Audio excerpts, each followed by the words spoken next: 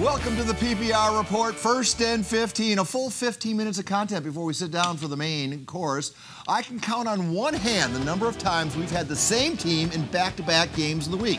Try to spread the primetime love, you see, but after watching Helix battle at Cathedral and tonight hosting St. Augustine, well, you're just going to have to forgive me for ignoring Game of the Week policy. The Saints and Scotties, your Cox Communications Game of the Week. What do you say we go to the bagpipes as the Helix pipe band gets things going? First quarter, St. Augustine wastes little time getting things going. Angelo Peraza to Michael Abakshir for 40 yards, catch and run.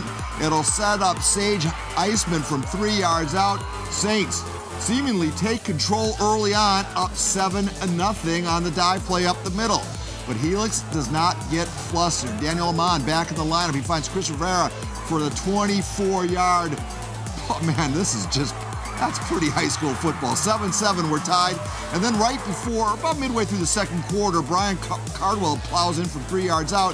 Saints up at the break, 14-7. Oh, but it's going to be a third quarter to remember for the Scotties. Fato Noah from 16 yards out. We're tied at 14.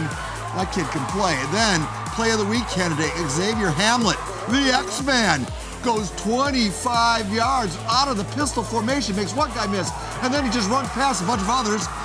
A little while later, Delshawn Traylor is plowing in from 7 yards out. I love that pistol formation. Helix up 21-14, and perhaps the play of the game comes with St. Augustine's ensuing possession. Jaden Brown is watching the quarterback's eyes, and he's watching them closely. They call this a pick six. The interception returned all the way for the score, and now Helix has a 14-point cushion. Noah will put it out of reach in the fourth quarter as he goes right up the middle. Man, he just give him an oatmeal and he'll do the rest. It'll set up a trailer touchdown run. Helix wins a very important game, 35-14. Their defense had 4 picks. Offense had 380 yards rushing. Please allow me to introduce the Week 5 celebrity sidekick, former Charger. And do we have to go through it all? He's done everything. Bert Grossman. Bert, your initial impressions of tonight's game. Wow. Just wow. I mean, Helix. Put your hat back so the people can see you. Yeah, there we go. Thank you very much. All right, your initial impressions. Saints came out, they run that flex defense, which I think confused Helix a little bit. A lot of penetration from Saints. It worked early, but the problem is you have a guy like Noah in the backfield. He makes the first guy miss. So when you have a flex and you do all that penetration, the second level becomes really a second level, and he made people miss. Got it together in the second half. Amazing second half for Helix, and they just took control of the game. As good as the offense was, and they were great. They were. But the defense, we went in there thinking, okay, well, our topic one was going to be the Saints' defense, and it turns out Helix's defense was the better defense on the field. Absolutely, and the topic one, I think, changed 4 or 5 different times, first time ever. But Helix really went into halftime and I think held Saints to 47 yards in the second half, shut them out. 4 interceptions. I mean, that was the story of the game. They were just incredible adjustments at halftime. All right, at halftime, there was an interesting ceremony. I graduated high school in 78. These guys are all from the 78 Helix CIF team. You look so much younger, too. I know. That's Coach Arnaz and his squad. This is a 78 team, and if you talk to people at Helix, they say this is a team that really turned it around and made Helix what Helix is in football in the county. Since the 40 years, I think they've had 2 losing seasons only. That's amazing. Missed the playoffs 1 time. Just incredible what happened after this season, and it kind of had the snake bit thing before that. Right. And I think they opened in 51, and the previous 20 years was like the Chargers almost. Always snake bitten, something always happens, but this team really turned it around. They've become a powerhouse. All right, well, that very cool. Thanks for cluing us in on that out there at the Old Ball Yard. Bert and I are now joined by the Cox Communication player of the game. That would be Delshawn Traylor. Delshawn, can you hear us? Yes, sir. I heard you loud and clear. All right, you had to win this football game.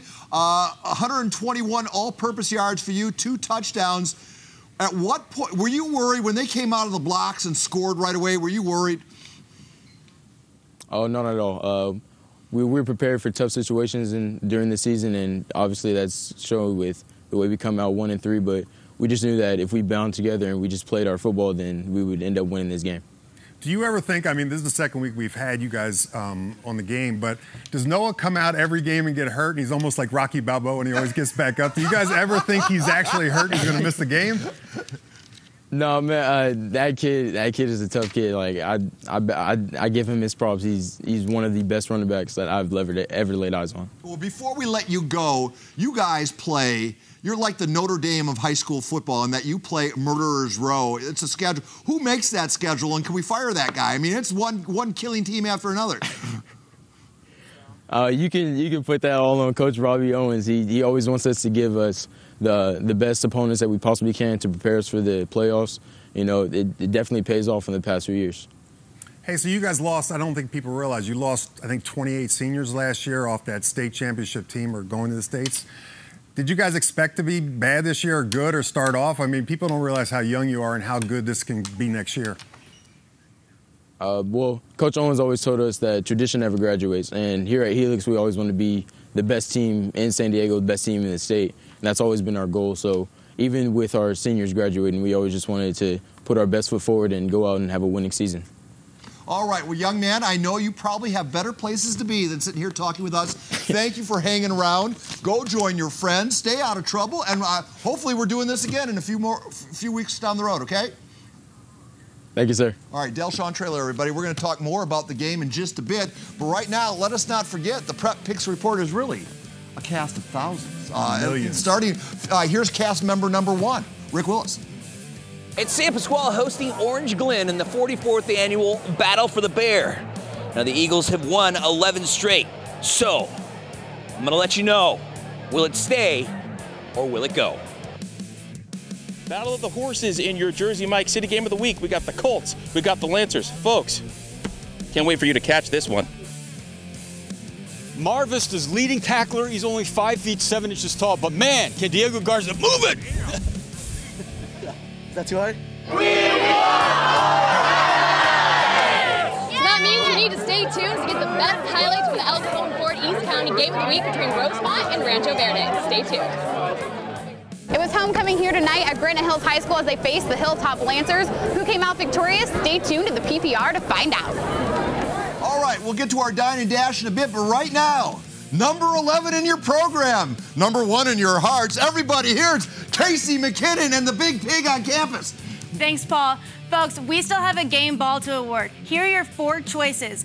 The Saints Jr., Michael and Baxter.